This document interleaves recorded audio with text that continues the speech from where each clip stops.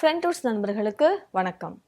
அன்றாடம் நடக்கக்கூடிய அரசியல் நிகழ்வுகளை விவாதிக்கலாம் வாங்க. வணக்கம் சார். வணக்கம்.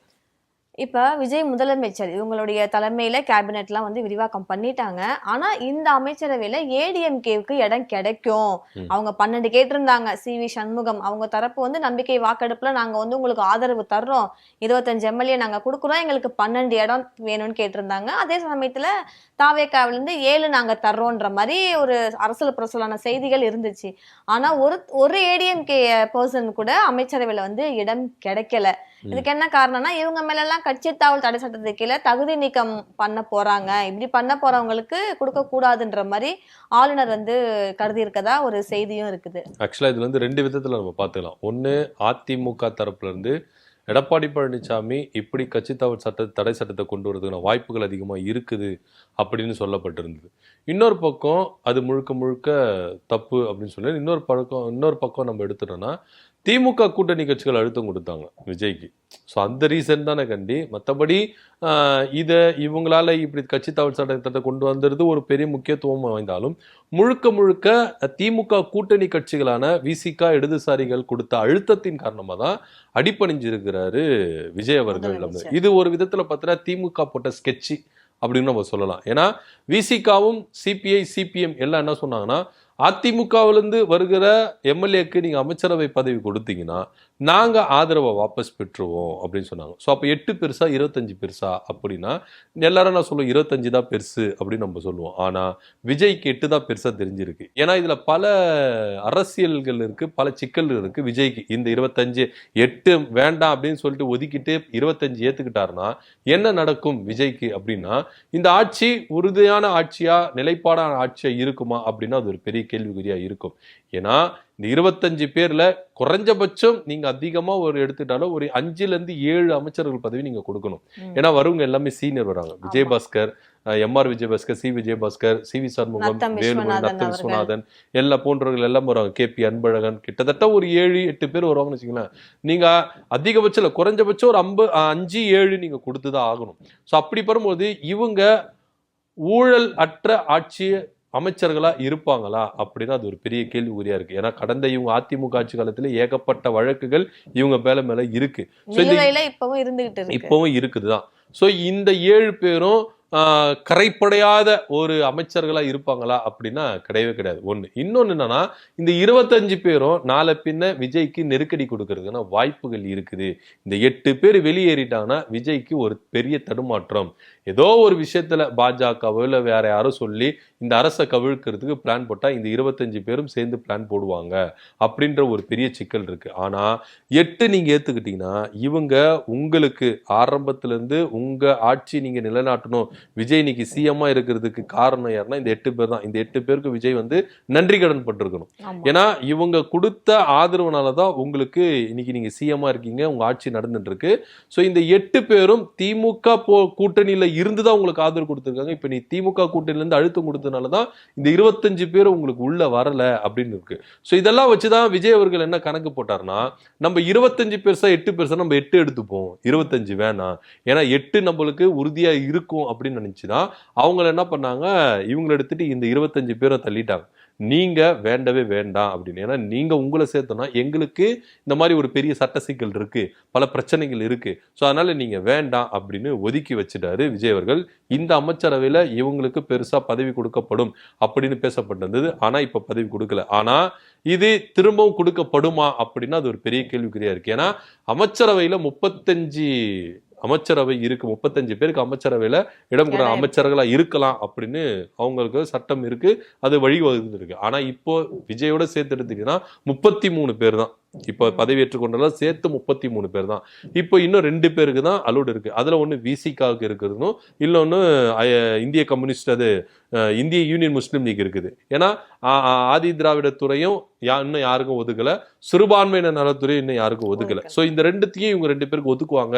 சோ இதுக்காக தான் வெயிட்டிங்ல இருக்கு அப்படின்னு சொல்லிட்டு நம்மளா இருக்கு. சோ திமுக கூட்டணி கட்சிகள் கொடுத்த அழுத்தத்தின் காரணமா தான் இந்த 25 பேருக்கும் உள்ள ஆதரவு கொடுக்கல, அமைச்சரவைகளும் யாருக்கும் கொடுக்கல அப்படின்றது இந்த நிதர்சனமான உண்மையா இருக்கு.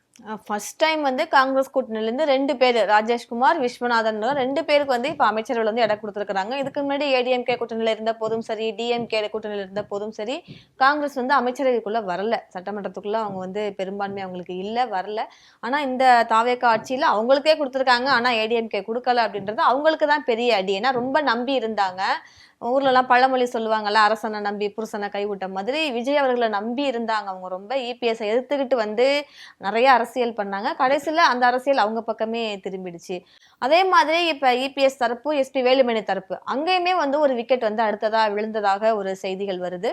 செம்மலை அவர்கள் அவங்க வந்து விலகுனாங்க. நான் வந்து மன வருத்தத்தோட தான் போறேன், நீங்க வந்து கட்சியை விட்டு எல்லாரையும் நீக்குறீங்க, நான் வந்ததுக்கு அப்புறமாவது கட்சி ஒன்னா இருக்கணும். அதே மாதிரி அவங்க வரிசையில இப்ப தனபால் அவர்கள், முன்னாள் சபாநாயகர், அவர் வந்து நான் வந்து எனக்கு உடல்நிலை சரியில்லை, நான் சைக்கிள் ஓட்டி இந்த கட்சியை வளர்த்தேன், எம்ஜிஆர் காலத்துல இருந்தே நான் இருக்கிறேன், இப்ப நான் வந்து ரொம்பவே மன வருத்தத்தோட தான் நான் இப்ப விலகுறேன், நீங்க வந்து எல்லாரையும் புறக்கணிக்கிறீங்க, அதாவது இபிஎஸ் வந்து எல்லாரையும் புறக்கணிக்கிறாரு, மக்கள் எல்லாரும் சேர்ந்து உங்களை புறக்கணிச்சுட்டாங்க அப்படின்ற மாதிரி ரொம்பவே கவலையோட சொல்லியிருக்காரு. ஆமா, ஏன்னா இப்போ வந்து பாத்தீங்கன்னா நீங்க முதல்ல சொன்னீங்கல்ல, அரசனை நம்பி புருஷனை கைவிட்ட ஒரு கதை அப்படின்னு சொல்லிட்டு, இது வந்து எஸ்பி வேலுமணி தரப்புக்கு உண்மையாவே நகழ்ந்திருக்கு. ஏன்னா எடப்பாடி பழனிசாமியை ஒதுக்கணும் அப்படின்னு சொல்லிட்டு 2 பதியை பிரிஞ்சு என்ன பண்ணாங்க, இவங்க டீம் ஃபார்ம் பண்ணாங்க. இதுல 25 பேர் இருந்தாங்க, இதுல 22 பேர் இருந்தாங்க. இப்ப என்ன ஆச்சுன்னா அப்படியே உல்டாவா மாறிடுச்சு. இப்ப விஜயை நம்பி இவங்க வந்தாங்க, எடப்பாடி பழனிசாமி எங்களுக்கு வேண்டாம், விஜயை நம்பி நாங்க வரோம். ஏன்னா இப்போ நீங்க வந்து பிராக்டிக்கலா எடுத்துக்கங்களேன், நம்ம ஓப்பனாவா பேசுவோம், பிராக்டிக்கலா எடுத்துக்கங்களேன். இப்போ 5 வருஷமா இவங்க வந்து ஆட்சியிலே இல்ல, அதிகாரத்திலே இல்ல. இப்ப கடந்த ஆட்சியில கூட பாத்தீங்கன்னா எதிர்கட்சி அப்படின்ற ஒரு அந்தஸ்து அதிமுகவுக்கு இருந்தது, இந்த தடவை அது கூட கிடையாது. சோ 5 வருஷம், இன்னும் 5 வருஷம் நம்ம வந்து என்ன பண்ணோம், அதிகாரத்திலே இல்லாம நம்ம இருக்கணுமா? எதுக்குப்பா நம்ம அங்க இருக்கணும்? இங்க வாங்க, ஆதரவு கொடுப்போம், விஜய்க்கு ஆதரவு கொடுப்போம், அவர் அமைச்சரவை பதவி கொடுப்பாரு, வாரிய தலைவர் பதவி கொடுப்பாரு, நம்ம அங்க போயிட்டு நம்ம விட்டது நம்ம எடுத்துப்போம், புடிச்சுப்போம் அப்படின்ற ஒரு பிராக்டிக்கலா, ஒரு சாதாரண ஒரு மனிதனுக்கு இருக்கிற ஒரு பிராக்டிக்கலா நம்ம பேசணும்னா இதுதான் உண்மையா இருக்கும். சோ எடப்பாடி பழனிசாமி வேண்டாம், நம்ம விஜய்க்கு ஆதரவு கொடுத்தா நம்மளுக்கு லாபம் இருக்கு, ஆதாயம் இருக்கு, சோ அதனால கொடுப்போம் சொல்லிட்டு 25 பேரை நம்பி வந்தாங்க. எப்படியோ ஒரு வாரிய தலைவர் பதவியோ இல்ல அமைச்சர் பதவியோ ஏதோ ஒரு பதவியில நம்ம அதிகாரத்துல இருக்கலாம்பா, நம்மளும் சம்பாரிச்சுட்டு போயிடலாம், அப்படியே வாழ்க்கை அப்படியே லைஃப் நடத்திட்டு போயிடலாம் அப்படின்னு சொல்லிட்டு தான் வந்திருப்பாங்க. ஆனா வந்து உங்களுக்கு பெரிய நாமம் போட்டாரு விஜய் அவர்கள். என்னன்னா கூட்டணி கட்சிகள், திமுக கூட்டணி கட்சிகள் கொடுத்த அழுத்தத்தின் காரணமா கொடுக்கல. இப்ப என்ன ஆச்சுன்னா இவங்களுக்குள்ள ஒரு அதிருப்தி ஆயிடுச்சு. இப்ப சிவி சண்முகம், எஸ்பி வேலுமணி பேச்சை நம்பி வந்தவங்களுக்கு அதிருப்தி ஆயிடுச்சு.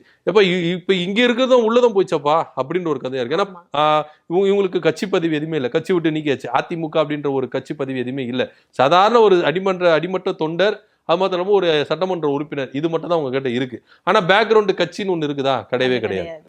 ஸோ அப்படி இருக்கும் பொழுது இவங்களை வச்சுக்கிட்டு நம்ம என்ன பண்ண முடியும்? ஸோ அதனால நம்ம என்ன பண்ணலாம், திரும்ப எடப்பாடி பழனிசாமி கிட்டே நம்ம போய் சேர்ந்துடலாம், ஐக்கியம் ஆயிடலாம். அவர் காலில் வந்துச்சுன்னா நம்ம என்ன பண்ணலாம், கெஞ்சி கூத்தாடி அவர்கிட்ட நம்ம பண்ணலாம், அதிமுக அப்படின்ற ஒரு கட்சியோட நம்ம பாரம்பரிய கட்சியோட இருக்கலாம்ப்பா அப்படின்னு தான் சிவி சண்முக தரப்புல இருக்கிற, எஸ்பி வேலுமணி தரப்புல இருக்கிற அணிகள் இருந்து பயங்கரமா ஒரு பிளவு ஏற்பட்டு ஒரு கிட்டத்தட்ட ஒரு 7 எம்எல்ஏக்கள் 8 எம்எல்ஏக்கள் என்ன பண்ண போறாங்க, திரும்ப எடப்பாடி பழனிசாமி கிட்ட போறாங்க அப்படின்ற ஒரு தகவல் இருக்கு. ஆனா நம்பி வந்தவங்களுக்கு சூப்பர் ஆப் வச்சாரு விஜய் அவர்கள் அப்படின்னு தான் நம்ம பேசணும். ஏன்னா உங்களை தான் நம்பி வந்தாங்க, இதுக்காக ஒரு பெரிய கட்சியை உடைச்சி அதை அதலகாலமாக்கி பல குளறுபடிகளை ஏற்படுத்தி பெரிய பிரச்சனை பண்ணி தான் அவன் நம்பி இருந்தான். நம்மளுக்கு ஒரு பெரிய எதிர்காலம் இருக்குது அப்படின்னு சொல்லிட்டு விஜய் நம்பி வந்தாங்க.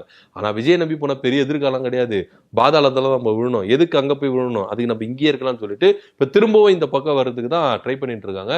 தனபால் அவர்கள் சொன்னதும் ஒரு பெரிய விஷயம். இன்னொரு விஷயம் என்னன்னா, தனபால் அவர்கள் கட்சி விட்டு நீக்குந்து ஒரு பொதுச் செயலாளருக்கு தெரியல. ஸோ அந்த அளவுக்கு கட்சி நடத்திட்டு இருக்கிறார் பொதுச் செயலாளர் எடப்பாடி பழனிசாமி. ஏன்னா அவர் மூத்த சீனியர், அவர் எம்ஜிஆர் காலத்துல இருந்து அவர் வந்து கட்சியில இருக்கிறாரு. எம்ஜிஆருடைய ஈர்ப்புல தான் ஒரு கட்சிக்கு வந்தாரு. அதுக்கப்புறம் ஜெயலலிதா அணியில இருந்தாரு, ஜெயலலிதாவுக்கு ரொம்ப விசுவாசியா இருந்தாரு, பயங்கரமா ஒரு அமைச்சரா இருந்திருக்கிறாரு, சபாநாயகரா இருந்திருக்கிறாரு, மூத்த முன்னோடி. சோ அதிமுகவுல இந்த மாதிரி மூத்த முன்னோடிகளெல்லாம் நீங்க விலக்கிட்டு நீங்க என்ன பண்ண போறீங்க? ஏன்னா எடப்பாடி பழனிசாமி சீனியர்களெல்லாம் ஒதுக்குனாரு, செங்கோட்டையன், ஓபிஎஸ், செம்மலை, பெங்களூர் புகழேந்தி, கேசி பழனிசாமி, இது போல சீனியர்கள் எல்லாரையும் நீங்க ஒதுக்கி ஒதுக்கி ஒதுக்கி அதிமுக எந்த பேஸ்ல இருக்கும்? நீங்க கட்சிக்கு நீங்க பாத்தீங்கன்னா சீனியர்கள் தான் ரொம்ப பேஸ். ஏன்னா அவங்க தான் ஆரம்ப கட்டத்துல இருந்து இந்த கட்சியை வளர்த்து ஒரு விதத்துல கொண்டு வந்திருப்பாங்க. ஒரு அனுபவமும் திறமையும் அவங்கள்ட்ட இருக்கும், நிர்வாக திறமையுமே அவங்கள்ட்ட இருக்கும் இருக்கு. சோ அப்படி இருக்கும் பொழுது அப்பேற்பட்ட ஒரு சீனியர்களை நீங்க ஒதுக்கி என்ன சாதிச்சிட போறீங்க அப்படின்னு இருக்குல்ல. இதுல இன்னொன்னுன்னா, தனபால் அவர்கள் எந்த அளவுக்கு எடப்பாடி பழனிசாமிக்கு உதவி இருக்கிறாரு, எடப்பாடி பழனிசாமி எந்த அளவுக்கு தனபால் அவருக்கு நன்றி கடன் பட்டிருக்கணும்னா, அவர் ஆட்சி காலத்துல 2017 இருந்து 21 இருக்குதுன்னா அந்த 4 ஆண்டு ஆட்சி காலத்தை தக்க வைத்து கொடுத்தவர் தனபால் அவர்கள். ஏன்னா அப்போ ஒரு சபாநாயகரா இருந்தார். எவ்வளவு நம்பிக்கையில தீர்மானம் கொண்டு வந்தாங்க. ஒரு பக்கம் டிடிவி தினகரன் எம்எல்ஏக்கள் பிரிஞ்சு அவங்க ஒரு பக்கம் போர்க்கொடி தூக்குனாங்க. இன்னொரு பக்கம் ஓபிஎஸ் தரப்புல இருந்து அவங்க ஒரு 11 எம்எல்ஏக்கள் திரும்பி அவங்க என்ன பண்ண போர்க்கொடி தூக்குறாங்க. இன்னொரு பக்கம் திமுக அந்த அளவுக்கு நெருக்கடி கொடுத்தது. ஸோ சட்டமன்றத்துக்குள்ள வந்துட்டா சபாநாயகர் என்ன முடிவு எடுக்கிறாரோ அந்த முடிவு தான். ஸோ அப்படி இருக்கும்பொழுது சபாநாயகரா இருந்த அப்போ தனபால் அவர்கள் எந்த அளவுக்கு எடப்பாடி பழனிசாமி ஆட்சியை தக்க வைத்து கொடுத்தார். இதுக்காகவே நீங்க நன்றி விசுவாசமா இருந்திருக்கணும். இந்த 4 வருஷம் முதலமைச்சரா எடப்பாடி பழனிசாமி இருந்தாரு, பேசிக்கிறாருல, வரலாறு பேசுதுல, நான் ஆட்சி 4 வருஷம் இருந்தது இப்ப இல்ல, அவரு இன்னும் 10 வருஷம் கழிச்சு கூட பேசினா கூட நான் 4 வருஷம் ஆட்சி செஞ்சேன், நல்ல ஆட்சி செஞ்சேன், இது ஆட்சி செஞ்சேன் அப்படின்னு சொல்லணும்ல. அப்படி சொல்ல வச்சவர் யாருன்னா தனபால் அவர்கள் தான். தனபால் அவர்கள் நினைச்சிருந்தா ஆட்சியை கவுத்து இருக்கலாம், நம்பிக்கையில தீர்மானம் கொண்டு வந்து எடப்பாடி பழனிசாமிக்கு ஆப்போசிட்டா செயல்பட்டு இருக்கலாம், எது வேணா பண்ணிருக்கலாம். ஆனா வாய்ப்புகள் இருந்தது. எடப்பாடி பழனிசாமிக்கு நம்பிக்கை இல்லா தீர்மானம், அந்த மெஜாரிட்டி இல்லாத ஒரு தரப்பு இருந்தது. அப்ப கூட சபாநாயகர் அவர்கள் விடாப்பிடியா எடப்பாடி பழனிசாமிக்கு தான் உறுதுணையா இருந்து இந்த ஆட்சியை காப்பாற்றுறாங்க. ஸோ அந்த நன்றி விசுவாசம் உங்களுக்கு இருந்ததா? கிடையவே கிடையாதுல. ஸோ இதெல்லாம் யோசிச்சு பாக்குறாரு தனபால் அவர்கள். சார் இவ்வளவு துரோகம், நம்ம இவ்வளவு ஹெல்ப் பண்ணோம், ஆனா நம்மளுக்கு ஒரு கஷ்டகாலம் வரும்போது நம்மள ஒதுக்கி வச்சுட்டாங்களே, ஒரு 8 வந்து பார்க்கல, பார்த்துருக்கலாம். ஒரு சீனியர் தானே, அவர் உடம்பு சரியா போது போய் பார்த்துருக்கலாம், தேவையான உதவிகள் செஞ்சிருக்கலாம், ஏன் செய்யல, ஏன் கட்சி செய்யல அப்படின்ற ஒரு பெரிய கேள்வி. இதெல்லாம் விரக்தி அவருக்கு இருந்தது. ஸோ அதனால தான் அவங்க மகன் என்ன பண்ணாரு, தாவேக்கால போய் இணைஞ்சு இப்போ அமைச்சராக இருக்கிறாரு, வணிக வரித்துறை அமைச்சராக இருக்கிறாரு. அந்த நிகழ்வுக்கு வரும்போது தான் அப்போ அவர் தான் சொல்றாரு, நான் கட்சி விட்டு ரொம்ப நாள் ஆச்சுப்பா, நான் கட்சியில இருந்து விலகிட்டேன், ரொம்ப நாள் ஆச்சு அப்படின்னு அவர் சொல்லி தான் நம்மளுக்கு தெரியுது கண்டி. இல்லாட்டி தெரிஞ்சிருக்காது. இது வரைக்கும் நம்ம என்ன நினைச்சிருப்போம், தனபால் அவர்கள் அதிமுக இருக்கிறப்பா அப்படிதான் நினைச்சிருப்போம். ஸோ அவர் சொல்றாரு, நான் விலகிட்டேன், எனக்கு தேவையில்லை. ஸோ இவங்க 2 பேரும் நிறைய பண்ணியிருக்காங்க, எடப்பாடி பழனிசாமி பண்ணியிருக்காங்க, இவங்களும் பண்ணியிருக்காங்க. பண்ணதுக்கு தான் இப்ப அனுபவிக்கிறாங்க. அதிமுக அப்படின்ற ஒரு கட்சி எப்படி இருந்தது இப்ப அனுபவிக்கிறாங்க அப்படின்னு சொல்றாரு. ஸோ இது போல சீனியர்கள் எல்லாம் எடப்பாடி பழனிசாமி இப்படியே ஒதுக்கி ஒதுக்கி ஒதுக்கி வெளியே அமைச்சிட்டாருன்னா அதிமுக அந்தரத்துல தான் தொங்கும் அப்படின்னு தான் பார்க்க வேண்டிய ஒரு விஷயம். இல்ல இப்பவே அப்படிதான் ஆகிட்டு இருக்கு. 2ஆ போனது இப்ப வந்து 3ஆ பிரியறதுக்கான வாய்ப்பும் இருக்கு. திரும்பி எஸ்பி வேலுமணி அவங்க தரப்பும் திரும்பி இங்கே வருவாங்களா இல்ல என்னன்ட்டு அவங்களுடைய நிலைமை தான் ரொம்ப கவலை கிடையாது. இல்ல இப்போ எப்படி இங்க மாறும் அப்படி நம்ம பாக்கணும்னா, திரும்ப எடப்பாடி பழனிசாமி கிட்ட தான் வரதுக்கு வாய்ப்பு இருக்கு. இப்ப 2 ஆப்ஷன் தாங்க இருக்குது. எஸ்பி வேலுமணி டீமுக்கு 2 ஆப்ஷன் தான் இருக்கு. ஒண்ணு, இதுல இருந்து பிரிஞ்சு வந்து சில பேர் எடப்பாடி பழனிசாமி கிட்ட திரும்பவும் சேருவாங்க, சேராமலாம் இருக்க மாட்டாங்க. யாரெல்லாம் சிவி சண்முகம் அன்னைக்கு ஆதரவா இருந்தாங்களோ அவங்க எல்லாம் திரும்ப ஒரு ரிட்டர்ன் இங்க வருவாங்க. இதுக்குதான் முன்னாடியே வந்து எடப்பாடி பழனிசாமி சொன்னார், துரோகங்கள் செஞ்சுட்டு போனவங்கள திரும்பி வந்தா மன்னிப்பு கேட்டா நான் தாய் உள்ளத்தோடு ஏத்துப்பேன் அப்படின்னு சொன்னார்ல. ஸோ இதை வச்சு கூட ஒரு சொல்லியிருக்கலாம். ஏன்னா எப்படியும் அமைச்சரவையில் இடம் பெறாது அப்படின்றது நல்லா தெரிஞ்சு போயிடுச்சு. ஸோ முன்னாடி அவர் சொன்னார். ஸோ இதுல இருந்து திரும்பவும் உள்ள வரதுக்கான வாய்ப்புகள் இருக்கு.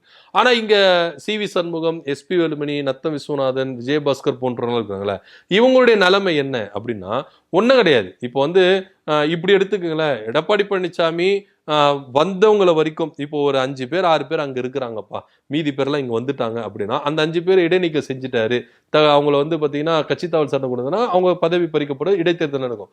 அவங்க ஒண்ணு என்ன பண்ண, விசில் சின்னத்துல நிக்கணும். சோ விஜய் அவர்கள் தரப்புல இருந்து சொல்லுகிற விஷயமும் அதுதான், நீங்க எம்எல்ஏ பதவியை ராஜினாமா பண்ணிட்டு வாங்க, ராஜினாமா பண்ணிட்டு இடைத்தேர்தலில் நில்லுங்க, விசில் சின்னத்துல நில்லுங்க. நீங்க இரட்டை இலையில நிக்க வேணாம், விசில் சின்னத்துல தாவேக்கா சார்பா நீங்க எங்க கட்சி பிராண்ட்ல நீங்க நில்லுங்க, விசில் சின்னத்துல நின்று ஜெயிச்சு வாங்க, ஜெயிச்சு வந்தீங்கன்னா உங்களை அமைச்சராக்குறோம். ஏன்னா விஜய்க்கு அது ஃபால்ட்டே கிடையாது. ஏன்னா இப்ப நீங்க அதிமுக பிராண்டோட போனீங்கன்னா தான் பிரச்சனை, ஆனா விசில் சின்னத்தோட போனா பிரச்சனை கிடையாது. ஏன்னா விஜய் வந்து இந்த 8 பேரும் அப்படிதான் சமாளிப்பாரு. ஏங்க இப்ப அவங்க அதிமுகவா வரல, விசிலோட தான் வர. சோ மனிதர்கள் மாற போறது இல்ல, இவங்க பின்னாடி இருக்கிற இந்த பிராண்ட் தான் மாறப்போகுது. ஸோ அவங்களோட தன்மை அப்படிதான் இருக்கும். ஊழல் பண்றவங்க ஊழல் பண்ணி தான் இருப்பாங்க. நீங்க எந்த கட்சிக்கு போனாலும், பாஜக போனாலும் ஊழல் தான் பண்ணுவாங்க, ஏடிஎம்கே போனாலும் ஊழல் தான் பண்ணுவாங்க, டிஎம்கே போனாலும் ஊழல் தான் பண்ணுவாங்க, எல்லாம் பண்ணி தான் இருப்பாங்க, பண்ணாமலாம் இருக்க மாட்டாங்க. ஆனா இப்போ இவங்களுக்கு என்ன பிரச்சனை, ஏடிஎம்கேல இருந்து வந்தவங்களுக்கு நீங்க அமைச்சரவை கொடுக்க கூடாதுன்னு சொன்னீங்க. ஆனா இப்போ அவங்க இடைத்தேர்தல் பண்ணி அவங்க என்ன பண்ணாங்க, விசில் சின்னத்துல வந்திருக்காங்க, தாவேக்காவும் வந்திருக்காங்க, நான் கொடுக்குறேன் அப்படின்னு காம்ப்ரமைஸ் பண்றதுக்கு வாய்ப்புகள் உண்டு. ஸோ அதனால இப்போ வந்து பாத்தீங்கன்னா இந்த சிவி சண்முக டீமுக்கு இருக்கிறது ஒரு பெரிய சவால் என்னன்னா, ஒன்னு ஏடிஎம்கேல நீங்க நிலைச்சிருக்கணும், திரும்பவும் நீங்க மன்னிப்பு கடிதம் கொடுத்து எடப்பாடி பழனிசாமி கிட்ட போய் சேரணும். ஆனா இவங்க போய் சேருவாங்களா அப்படின்றது ஒரு பெரிய டவுட். ஒருவேளை சேரத்துக்கு வந்தாலும் எடப்பாடி பழனிசாமி எப்படி ஒரு எதிர்வினையாற்றுவார் அப்படின்றதெல்லாம் நம்ம பார்க்க வேண்டியது இருக்கு. ஒருவேளை எங்களுக்கு வேண்டாம், நாங்க ராஜினாமா பண்றோம், இடைத்தேர்தலை வைங்க, நாங்க விசர்ஜனத்தில் நின்று நாங்க ஜெயிச்சு என்ன பண்றோம், தாவேக்கா அமைச்சரவையில நாங்க அமைச்சரா இருக்கிறோம் அப்படின்றது வாய்ப்புகள் இருக்குது. எப்படி வேணாலும் மாறலாம். ஆனா ஒண்ணு, சிவி சண்முகம் டீம்ல இருந்து பல பேர் விலகி ஏடிஎம்கேல திரும்பவும் எடப்பாடி பழனிசாமி பக்கம் வர்றதுக்கு வாய்ப்புகள் அதிகமா இருக்கு அப்படின்றத நம்ம பதிவு பண்றோம். ஆமா, பாப்பிரெட்டிப்பட்டி தொகுதி அந்த எம்எல்ஏ கூட நம்ம இபிஎஸ் தரப்பே போயிடலாம். ஏன்னா நமக்கு தொண்டர்களுடைய ஆதரவு தான் முக்கியம். இந்த கட்சி பதவிக்கெல்லாம் அப்பாற்பட்டு தொண்டர்கள் நம்ம மேல வந்து அதிருப்தியில இருக்கிறாங்க. என்ன இவங்களை நம்பி நம்ம ஓட்டு போட்டோம், இவங்க மாறி மாறி விளையாண்டுட்டு இருக்கிறாங்க. இரட்டை இலைக்கு ஓட்டு போட்டோம் ஏடிஎம்கேக்கு, ஆனா இவங்க விசில் சின்னத்துக்கு வந்து ஆதரவு கொடுக்குறாங்க நம்பிக்கை வாக்கெடுப்புல. அங்க ஒரு பதவிக்காக இவங்க வந்து கட்சி மாறுறாங்கன்ற மாதிரி தொண்டர்கள் வந்து நம்ம மேல கடும் கோவத்துல இருக்காங்க. நம்ம தொண்டர்களை காப்பாத்திக்கிறதுக்காக நம்ம திரும்பி ஏடிஎம்கேக்கே போயிடலாம், இபிஎஸ் கிட்டயே போயிடலாம் அப்படின்ற மாதிரி 2-3 தொகுதி எம்எல்ஏக்கள் வந்து ஸ்ட்ராங்கா வந்து ஆக்சுவலா தொண்டர்களை காப்பாத்திக்கிறதுனால கிடையாது, அவங்கள காப்பாத்திட்டு தான் போறாங்களே கண்டி, மற்றபடி தொண்டர்களை காப்பாத்திலாம் போறது இல்லை. ஏன்னா இப்ப இந்த 25 பேர் இப்ப நீங்க சொன்னீங்களே, பாப்பிரெட்டிப்பட்டி மரகத வெற்றிவேல் அவங்க எம்எல்ஏ, அவங்க அப்புறம் பாலக்கோடு எம்எல்ஏ கேபி அன்பழகன், இவங்கெல்லாம் வந்து பாத்தீங்கன்னா கட்சி பதவி இழந்துட்டு நிக்கிறாங்க, மாவட்ட செயலாளர் பதவி இழந்துட்டு நிக்கிறாங்க, மாநில செயலாளர் பதவி இழந்துட்டு நிக்கிறாங்க. இப்ப சாதாரண ஒரு உறுப்பினர் அவங்க ஏடிஎம்கே பொறுத்த சாதாரண ஒரு அடிப்படை உறுப்பினர், அவ்வளவுதான், அவங்களுக்கு பெருசா பதவியெல்லாம் கிடையாது. ஸோ இப்போ இவங்க என்ன நினைக்கிறாங்கன்னா, விஜய் நம்பி போனா அது வந்து ஒரு காணல் நீர் மாதிரி தான். இப்ப நம்மளுக்கு பாக்குறதுக்கு அங்க நீர் இருக்கிற மாதிரி இருக்கும், ஆனா கிட்ட கிட்ட போனீங்கன்னா நீரே இல்லாத எம்டியா இதுவா தான் இருக்கும். ஸோ அது வந்து காணல் நீர், அது பாக்குறதுக்கு நம்ம என்ன பண்ணலாம், பார்த்து ரசிக்கலாம். ஆனா அங்கிட்டு போய் பார்த்தா தான் நம்மளுக்கு தெரியும் அது எந்த அளவுக்கு காஞ்சி போயிருக்குது அப்படின்னு நம்மளுக்கு தெரியும். ஸோ இன்னைக்கு விஜய் வந்து நிறைய ஆக்ஷன் எடுக்கிறாரு, இப்படி எடுக்கிறாரு, இது எடுக்கிறாரு, இந்த ஆட்சியில இருந்தா நம்மளுக்கு இப்படி இருக்குமா, இதுமேட்டு வந்து தாவேக்கா தான் அப்படி இப்படின்னு நினைக்கிறாங்க. ஸோ இது கூடிய விதத்துல மாறுறதுக்கான வாய்ப்புகள் அதிகமா இருக்குது அப்படின்னு தான் நம்ம சொல்லணும். ஏன்னா இங்க சூழ்நிலைகள், நீங்க ஒவ்வொரு நாளும் நீங்க நியூஸ் எடுத்து பாத்தீங்கன்னு வச்சுங்களேன், தாவேக்கா எம்எல்ஏக்கள் என்ற பேர்ல நிறைய அட்டூழியம் பண்றாங்கல்ல. ஆமா, ஒவ்வொரு தொகுதிக்கும் போயிட்டு நிறைய அட்டூழியம், கட்ட பஞ்சாயத்து அதெல்லாம் கூட பண்றாங்க. ஆமா, இது எல்லாமே பண்ணிக்கிட்டு இருக்காங்கல்ல. இது எல்லாமே தாவேக்காவுக்கு ஒரு பெரிய மைனஸ். இன்னைக்கு மக்களுடைய மனநிலைமை என்னவா மாறுது அப்படின்னா, சரி ஏன்பா இவருக்கு, ஏன்னா இன்னைக்கு மக்கள் வந்து நான் யாருமே முகத்தை பார்த்து ஓட்டு போடவே இல்லைங்க. தாவேக்கா கேண்டிடேட்டு நிறைய பேருக்கு யாருமே முகத்தை பார்த்து ஓட்டு போடலை, அவங்க பேக்ரவுண்டு பார்த்து ஓட்டு போடலை, அவங்க நல்லவங்களா கெட்டவங்களா, அவங்க எப்படி செய்வாங்க அப்படி இப்படிலாம் பார்த்து ஓட்டு போடவே இல்லை. விஜய் விசில் இந்த ரெண்டுத்துக்காக மட்டும்தான் ஓட்டு போட்டிருக்காங்க. ஏன்னா ஒரு தொகுதியில ஒரு எம்எல்ஏவா இருக்குன்னா நீங்க மக்கள் பணி என்ன செஞ்சிருக்கீங்க, மக்களுக்காக என்ன பண்ணிருக்கீங்க, மக்களுக்காக என்ன செஞ்சிருக்கீங்க. இப்ப நீங்க திமுக எடுத்துக்கங்க, அதிமுக எடுத்துக்கங்க, பாஜக எடுத்துக்கங்க, காங்கிரஸ் எடுத்துக்கங்க, விசிக எடுத்துக்கங்க, நாம் தமிழர் எடுத்துக்கங்க, எல்லாருமே ஒரு காலகட்டத்தில் அந்த தொகுதி மக்களுக்காக நின்று இருப்பாங்க, ஏதோ ஒரு பிரச்சனைக்காக நின்று இருப்பாங்க, போராட்டங்கள் பண்ணிருப்பாங்க, பிரச்சனைகள் பண்ணிருப்பாங்க, ஏதோ ஒரு நலத்திட்டங்கள் பண்ணிருப்பாங்க, மக்களோட மக்களை நின்று இருப்பாங்க. தாவேக்கா எங்க நின்னுச்சு, தாவேக்கா என்ன பண்ணுச்சு அப்படின்ற ஒரு கேள்வி இருக்குல்ல, அவகாசம் கேக்குறாங்க. ஆமா, இது எல்லாமே மக்களுக்கு வந்து ஒரு பெரிய கேள்விக்குறியாவே இருக்கு. சோ அதனால யாருமே இந்த கேண்டிடேட்டை பார்த்து ஓட்டு போடவே இல்லை. அவன் என்ன ஜாதிக்காரன், என்ன மதக்காரன், அவன் நல்லது செய்வானா கெட்டது செய்வானா, அரசியல் செஞ்சிருக்கான், இதை பார்த்து போடவே இல்லை. விஜய் முகமோ விசில் சின்னமோ இது ரெண்டுத்துக்காக தான் ஓட்டு வந்திருக்கு. ஸோ இதனால இது வந்து மாறும். இன்னைக்கு மக்கள் என்ன யோசிக்கிறேன், ஏன்டா இவனுக்கு ஓட்டு போட்டோம், ஏன் இவங்களை தேர்ந்தெடுத்தோம், சரி நம்ம அதிமுகவை தேர்ந்தெடுத்திருக்கலாமோ, இல்ல நாம் தமிழர் தேர்ந்தெடுத்திருக்கலாமோ, இல்ல திமுகவை தேர்ந்தெடுத்திருக்கலாமோ, அட்லீஸ்ட் பாஜக தேர்ந்தெடுத்திருக்கலாம்பா, இப்படி மனநிலைமை இவங்களுக்கு போத கண்டி இப்பதான் யோசிக்கிறாங்க. ஒவ்வொரு தொகுதி மக்களும் இப்பதான் யோசிக்கிறாங்க, சரி இந்த இவரை ஏன் நம்ம எம்எல்ஏவை தேர்ந்தெடுத்தோம், இவங்க நல்லது செய்வாங்கன்னு பார்த்தா இல்லை. இப்போ இன்னொரு விஷயம் என்னன்னா, அரசாங்க ஊழியர்களே தாவேக்கா மேல பல குற்றச்சாட்டுகளை முன்வைக்கிறாங்க. டாக்டர்கள், அதே போல நகராட்சி துறைகள், பேரூராட்சி துறைகள், அதே போலீஸ், இப்ப எல்லாருமே இவங்களுக்கு அகைன்ஸ்டா வராங்க. ஏன்னா எல்லா விஷயத்திலும் வந்து மூக்க நுழைக்கிறாங்க. ஃப்ரீயா ஒர்க் பண்ண முடியல. அரசாங்க வேலைன்னும் போது அரசு அதிகாரிகளை நீங்க வந்து ஃப்ரீடமா அவங்க இஷ்டத்துக்கு நீங்க எல்லாத்திலையும் நீங்க வந்து முட்டுக்கட்டை போடுறீங்க அப்படின்னா, அப்போ இந்த அரசுக்கு ஏத்த மாதிரி அரசு ஊழியர்கள் இருக்கிறாங்களா அப்படின்னா பயங்கரமான ஒரு குழப்பம் வந்துருச்சு. அரசு ஊழியர்களுக்கும் தாவேக்கா எம்எல்ஏக்கும் பயங்கரமா, ஒரு எம்எல்ஏ ஒரு எஸ்பியை வந்து கண்ட்ரோல் பண்றாருங்க. இது வந்து சட்ட ரீதியாவே நீங்க பண்ண முடியாது. ஒரு எம்எல்ஏ நகராட்சி பேரூராட்சி தலைவர் சேர்ல போய் உட்காடுறீங்க, இது வந்து அவங்களுக்கு வந்து சட்டமே அனுமதி தரல. எம்எல்ஏக்குன்னு ஒரு லிமிட் இருக்கு, அவ்வளவுதான். நீங்க அமைச்சரா இருந்தாலே ஒரு லிமிட் தான், அந்த லிமிட்டை படி நீங்க வந்து செயல்பட முடியாது. ஒரு எம்எல்ஏக்கு என்ன லிமிட் இருக்கு? ஸோ இவங்க எல்லாம் வந்து பாத்தீங்கன்னா இன்னைக்கு அரசு துறையில இருக்கிறவங்க, அரசு ஊழியர்களா இருக்கட்டும், பொதுமக்களும் சரி, இப்ப எல்லாருமே இவங்களுக்கு ஆப்போசிட்டா எழும்புறதை நம்ம பார்க்குறோம், குறைகள் சொல்றதை பார்க்குறோம். ஸோ இந்த ஆட்சி வந்து நிலையா நிற்காது அப்படின்றது அதிமுகவுக்கு தெரியும். ஸோ அதனால இவங்க என்ன பண்ணுவாங்க, திரும்ப இந்த பக்கம் வருதை தான் பார்ப்பாங்க. தொண்டர்களை காப்பாற்றின இவங்க காப்பாற்றி இவங்க பதவியை காப்பாற்றி வராங்கன்றது தான் நம்ம பதிவு பண்றோம். ஆமா, குருட்டாம்போக்குல இவங்க வந்து எம்எல்ஏ வாக்கிட்டாங்க. அதுக்குள்ள பவர் என்ன, அதுக்குள்ள அதிகாரம், அந்த லிமிடேஷன் என்னன்னு இவங்களுக்கு தெரியல.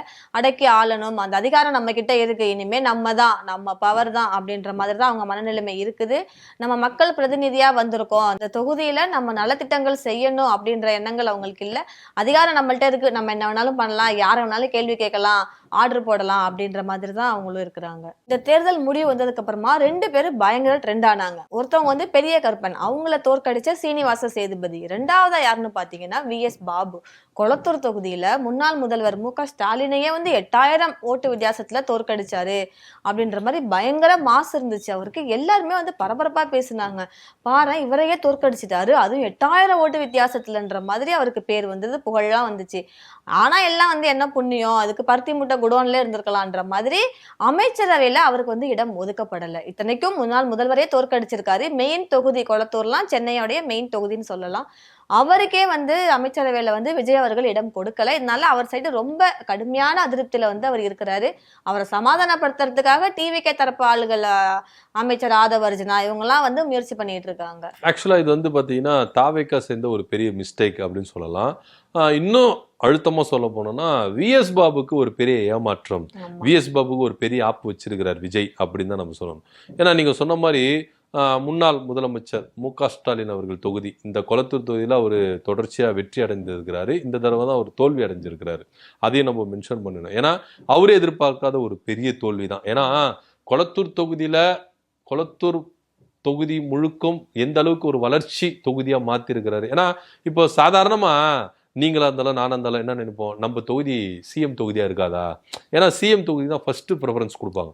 நீங்க நலத்திட்டங்கள் கொடுக்குறதா இருக்கட்டும், இல்ல ஒரு புதிய திட்டத்தை கொடுக்குன்னா சிஎம் தொகுதியில இருந்து தான் இது வந்து இயல்பு யாரா இருந்தாலும். ஸோ எல்லாரோட மனசு என்ன இருக்கும், சார் நம்ம தொகுதி சிஎம் தொகுதியா இருக்கக்கூடாது. ஏன்னா கொளத்தூர் தொகுதி வளர்ச்சியை பார்த்து ஒவ்வொருத்தரும் பொறாமப்பட்டாங்க. உண்மையில நானே பொறாமப்பட்டேங்க. எங்க தொகுதிக்கு பக்கத்து தொகுதி தான் கொளத்தூர் தொகுதி. நானே பொறாமப்பட்டேன், ஏன் அடுத்த தடவை எங்க தொகுதியில வந்து நிக்கணும்ப்பா சிஎம் அப்படின்னு நானே பொறாமப்பட்டேன். ஏன்னா கொளத்தூர் தொகுதி என்ன பொறுத்த வரைக்கும் நீங்க கேட்டீங்கன்னா, ஏன்னா நான் அந்த கொளத்தூர் தொகுதியில பக்கத்துல இருந்திருக்கேன். முதலமைச்சர் அவர்களை இருக்கும்போது சரி, எதிர்கட்சி தலைவராக இருக்கும்போது சரி, அந்த தொகுதி எந்த அளவுக்கு ஒரு அபார வளர்ச்சி பெற்றது அப்படின்றத நான் கண்ணூரை பார்த்திருக்கேன். ஸோ அப்படி இருக்கும்போது அந்த தொகுதியில கண்ணை மூடின்னு மு.க. ஸ்டாலின் அவர்கள் ஜெயிப்பாரு அப்படின்னு தான் எதிர்பார்த்தது. ஆனா இது தோல்வி எதிர்பார்க்காத ஒரு தோல்வி, பெரிய அதிர்ச்சி. திமுக காரங்களுக்கே பெரிய அதிர்ச்சியா இருந்தது. தலைவரே தோக்கடிச்சிட்டாங்களே, விஎஸ் பாபு தோக்கடிச்சிட்டாரு அப்படின்னு பயங்கரமா இருந்தது. நான் முதல்ல சொன்னல, இங்க வந்து ஆளை பார்த்து ஓட்டு போடல, முகத்தை பார்த்து, விஜய் முகத்துக்கும் விசில் சின்னத்துக்கும் பார்த்து ஓட்டு போட்டிருக்காங்க, ஆளை பார்த்து ஓட்டு போடல அப்படின்றது. ஸோ இது வந்து இதை நீங்க என்ன பண்ணலாம், எடுத்துக்கலாம், அடையாளமா கூட எடுத்துக்கலாம். இதுவும் ஒரு அடையாளம் தான். ஏன்னா முதலமைச்சர் அப்படின்ற ஒரு வேல்யூ கிடையாது, மு.க. ஸ்டாலின் அப்படின்ற ஒரு வேல்யூ கிடையாது. விஎஸ் பாபு அவர் வந்து திமுகவிலிருந்து புறக்கணிக்கப்பட்டவர், அதிமுகவிலிருந்து புறக்கணிக்கப்பட்டவர். கொஞ்ச நாள் எங்க இருந்தாருன்னே தெரியல, எந்த கட்சியில இருந்தாருன்னே தெரியல. திடீர்னு தாவேக்காவில போய் இணைகிறாரு, அவருக்கு எம்எல்ஏ சீட் கொடுக்கப்படுது, அவர் ஜெயிக்கிறாரு. ஸோ இதெல்லாம் வந்து பார்த்தீங்கன்னா வியப்பா தான் இருக்கு.